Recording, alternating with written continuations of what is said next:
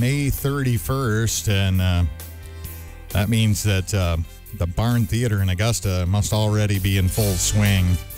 They actually have already started their season, and a great season it's going to be. We're going to find out all about that as we talk with producer Brendan Ragotzy, and also actor Robert Newman is in the studio with us. Gentlemen, good morning. It's nice to see you. Good morning.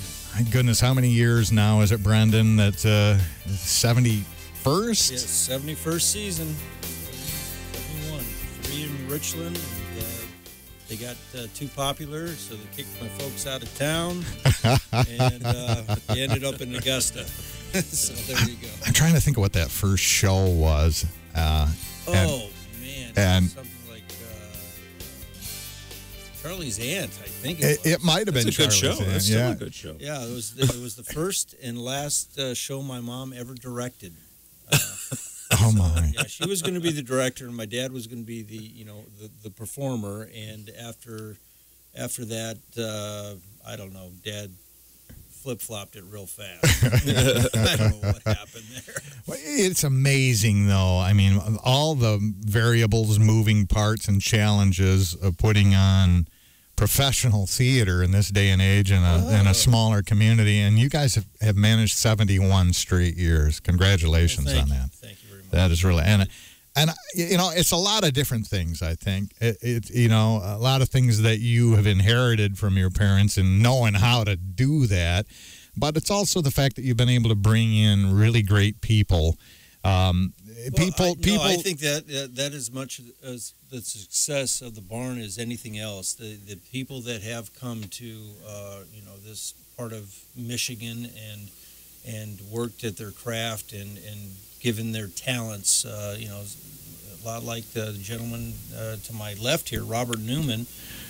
He was going from California, and Michigan was a stop for him on his way to New York. And thank goodness for us, because we're talking big time here, and fans of Guiding Light know who Robert Newman is and are already doing cartwheels in their car if they can. Well, the barn is sort of connected to my experience with Guiding Light. What Brendan's referring to is in 1981, I was an apprentice here at the theater, and lived in Los Angeles, had taken my degree at Cal State University Northridge, came out here, did a season of summer stock. Brendan, in fact, drove me cross country to get me here from L.A. when he was, I don't know, you were like 12 or something like that. I think my wife was 13. And at the end of that season, I went to New York for what was supposed to be just a week or so. Yeah. And within a few days, I signed a 3-year contract with Guiding Light. And they gave me 6 days to go back to Los Angeles and pack up my life and move to New York and start a soap opera. I had never seen one before in my life. I had never acted in front of a camera before. But to me, the Barn Theater sort of played a part in that whole beginning of my career. And, of course, another Barn person, Kim Zimmer, was your co-star in that That's show right. for many, many years. Yeah. And well, I actually introduced her to the Barn. Jack and I talked about it at one point. Kim and I were supposed to do, I think it was The Rainmaker together. And I saw her in that. And I couldn't. And I think she ended up doing it with Tom Wopat. Is that right? Yeah. Right. Yeah. Yeah, so that was how that was her introduction. And I think Louis Girard was in that. If I remember right. We're going to start talking about people I miss. This is going to get really emotional really fast. I one of them. think my wife was a Barney in 81 or Oh, my gosh. Debbie Koski. In 81? Yeah, maybe that was the year I was there. Yeah, somewhere right around there. Wow. I know they did Whorehouse and Best of No, that was a Whorehouse, different season. So it might have been 82. it might have been 82, yeah. But 28 years you were Joshua Lewis. Now, were you a bad guy kind of at first, and then they decided, no, this guy could be a good guy? Well, actually, yeah, that's true. Douglas Marland was the head writer who created the character of Josh Lewis. And for those first 2 years, yes, I was blackmailing Leslie Ann, and I was trying to steal Morgan away from Kelly and all this stuff. And Doug left the show, and the new writers came in, and they said, we're just going to make him a good guy. So I think it was one episode where there was some disaster at an oil rig that my family owned in Venezuela, and there was Josh literally handing out money to the widows and orphans, and he has this epiphany, and now he's a good guy. And shortly after that, they cast Kim Zimmer as Reva, One of the Shane, all-time and good then guys. Everything changed entirely. Yeah, she was probably one of the most beloved characters in all of soaps forever. And I wanted to ask you though. I mean, as an actor, I mean, isn't that got to be a crazy lot of work, moving target, never know what's coming up next to go to work every day? Well, it is now. I mean, the soap opera was really close to a 9-to-5 gig for me. I mean, I don't think you can get closer to a 9-to-5 gig for an actor than a soap opera. I mean, I always knew exactly where I was working next week and next month and next year. Every 3 years I'd sign a contract. Now, since the show went off the air in 2009, as the longest running show in the history of broadcast, 72 years of broadcast. Wow. 15,762 episodes. Now I'm living a much more normal actor's life where I have no idea what I'm doing next week and next month and next year. But I notice you're all of a sudden, and maybe it comes with age, because although you're a lot older than me, like several weeks, actually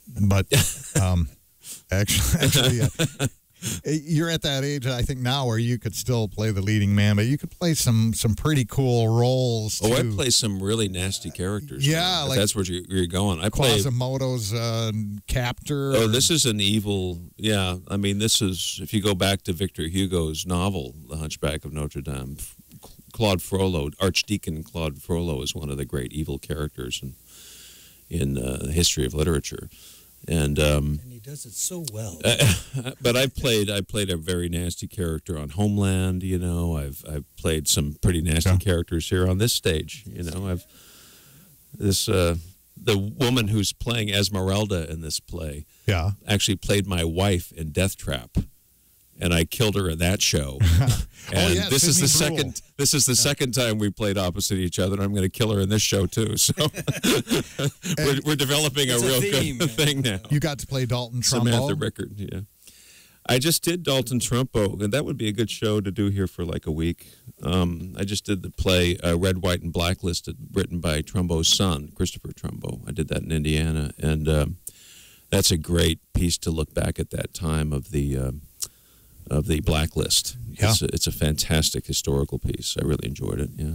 And now I see you're going to do George, or have you already done that a few times in Virginia Woolf? Virginia Woolf. No, this will be my first. You're talking about. Well, first I'll be back here next month doing The Lion in Winter opposite Kim Zimmer, and then we will also be doing.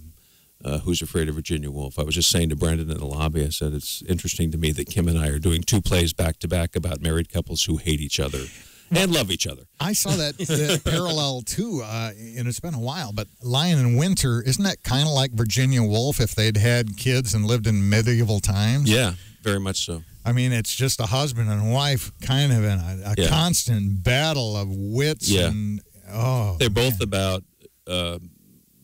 husband and wife dynamics specifically, and to me all of the great plays are really about family dynamics, and I would even include that with the soap opera. What drew me, I think, to the soap opera so much was that most of what we did had to do with these relationships between husbands and wives and fathers and sons and mothers and daughters, and this to me was always the meat of what we did on the soap. And if you think about the works of Tennessee Williams and William Inge, and in this case Albee, and who writes Lion in Winter? It's Goldman, right?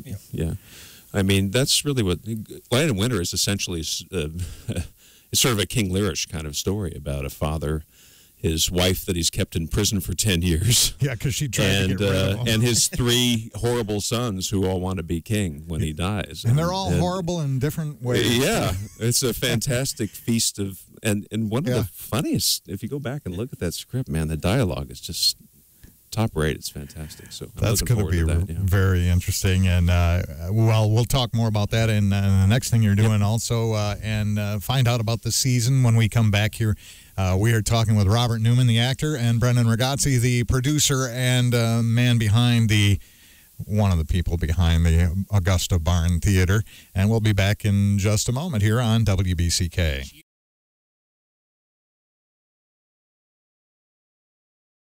95.3 WBCK. We are talking with Brendan Ragotzy from the Augusta Barn Theater in their 71st season, which opened up sort of with their gala, but opens officially here pretty soon, starring Robert Newman in the Hunchback of Notre Dame. They're both with us right now. Robert, you're playing the bad guy again in Hunchback. This is the Disney version, right? Hey, I played a good guy for 28 years. I love playing bad guys. So, do you sing very much in this?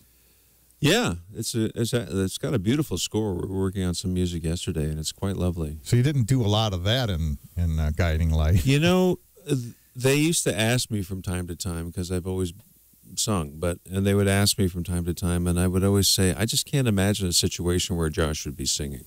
Yeah. And because others, including Kim, others did sing. They'd create some situation where Reva's singing in a bar and she'd sing some song, but yeah. I just didn't want to do it. I didn't feel like it was the right format for it. Sure.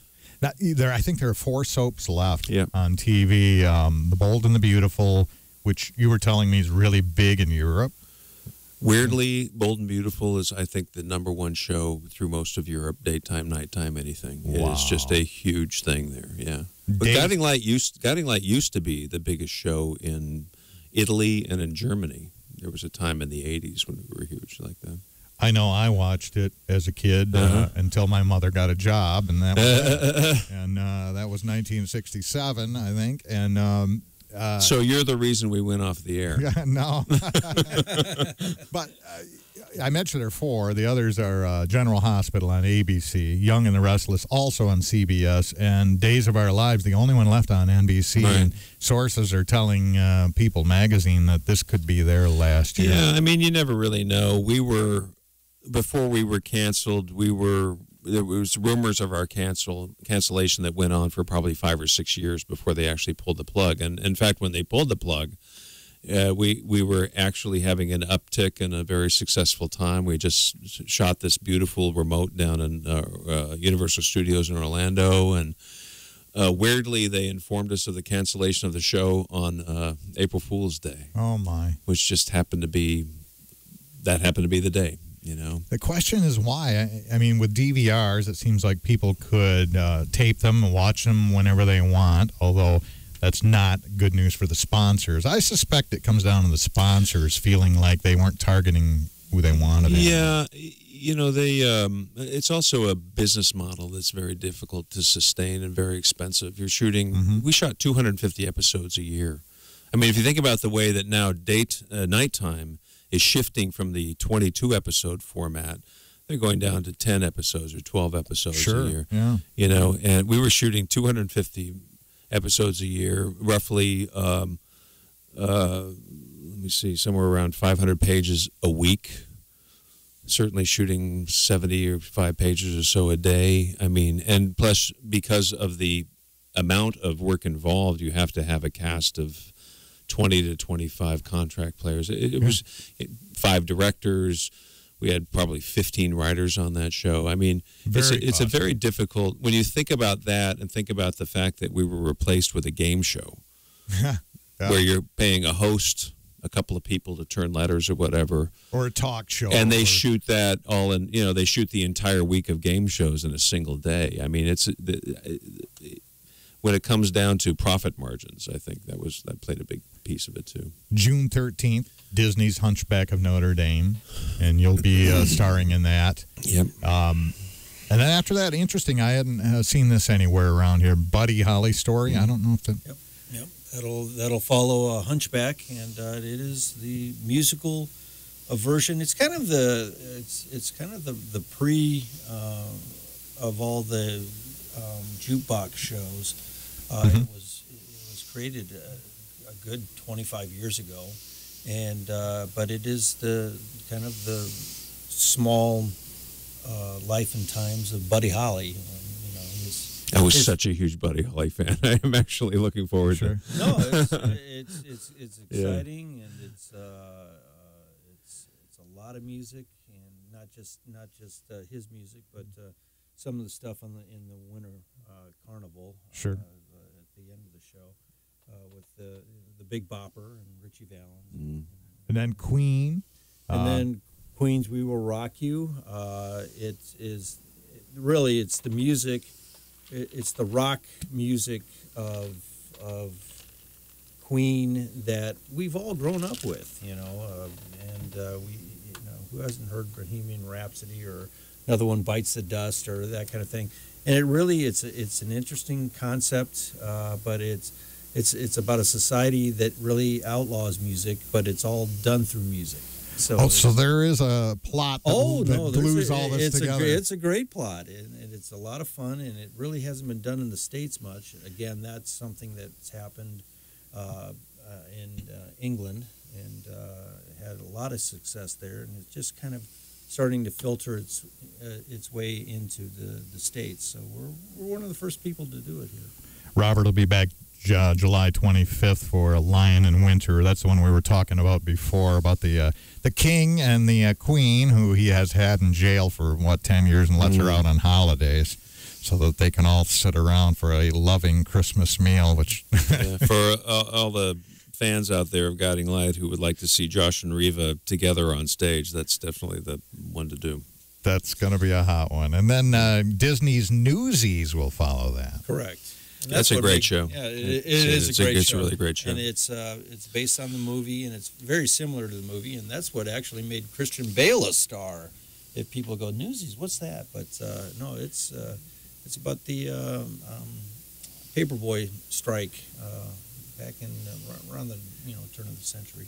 Yeah. And it's great music, a lot of fun, high energy, good times. Really.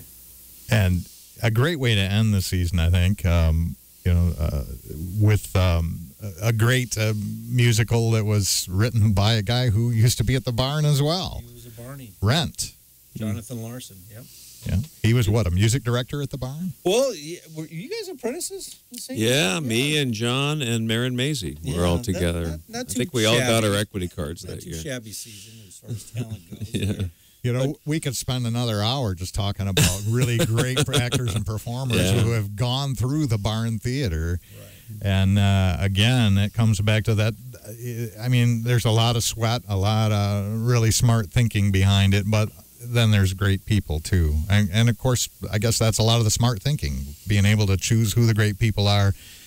You got to pick them before they are anybody. You know, you're looking at young recruits and trying to judge whether they have that extra something. Well, I think it is important that we get a lot of apprentices from all over the country, and so it's great training for these folks. And as far as networking and going, wow, there's a lot of people around this country that can do this thing too, because you get the thoroughbreds from the colleges and things like that, and then they realize, oh, there's a bunch of other folks that can do this as well, and I think it really tells them whether or not barn may not be right for everybody, but I think it does tell you whether or not you want to be in this business and how you want to attack it as much as anything else. We've got a couple of links on our website, so if you want to take a look at that season and find the link where you can actually click and buy tickets online now. Yes, which is a great thing. We're trying that.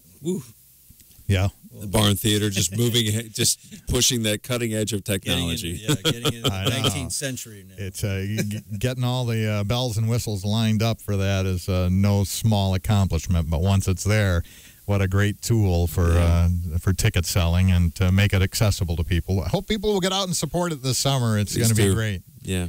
Robert Newman, thanks again for being with us. People coming out to see, make sure you come into the bar show afterwards, say hello. We'll take pictures, sign autographs, all kinds of things. There you go. Imagine a picture with Robert Newman and Kim Zimmer. Woo-hoo! As you knock back a nice big stiff one. Thanks a lot, gentlemen. Thank you.